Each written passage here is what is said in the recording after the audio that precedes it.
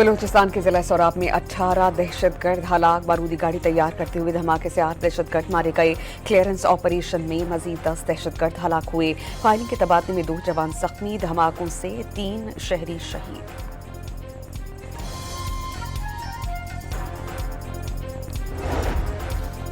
तलबा को लैपटॉप दिए तो रिश्वत का ताना दिया गया। कुछ ने उसे मशीन कहा।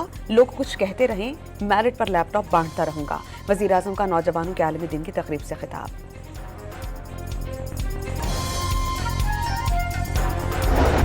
मीर रजा कत्ल केस की पहली पोस्टमार्टम रिपोर्ट में मुबैना गलतियां। पहला पोस्टमार्टम करने वाले डॉक्टर उसामा को MLO के ओहदे से बरतरफ कर दिया गया। इंक्वायरी कमेटी ने तलबी।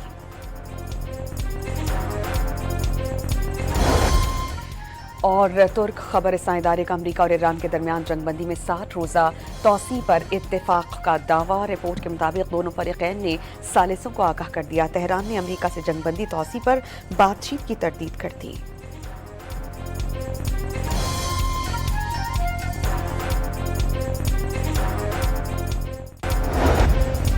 बलूचिस्तान के जिला सोराब में 18 दहशतगर्द हलाक। बारूदी गाड़ी तैयार करते हुए धमाके से 8 दहशतगर्द मारे गए। क्लियरेंस ऑपरेशन में मजीद 10 दहशतगर्द हलाक हुए। फायरिंग के तबादले में 2 जवान जख्मी। धमाकों से 3 शहरी शहीद।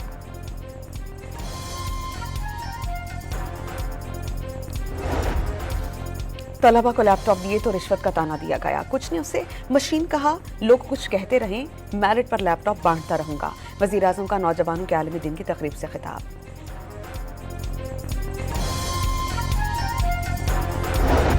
मीर रजा कत्ल केस की पहली पोस्टमार्टम रिपोर्ट में मुबैना गलतियां। पहला पोस्टमार्टम करने वाले डॉक्टर उसामा को MLO के ओहदे से बरतरफ कर दिया गया। इंक्वायरी कमेटी ने तलबी।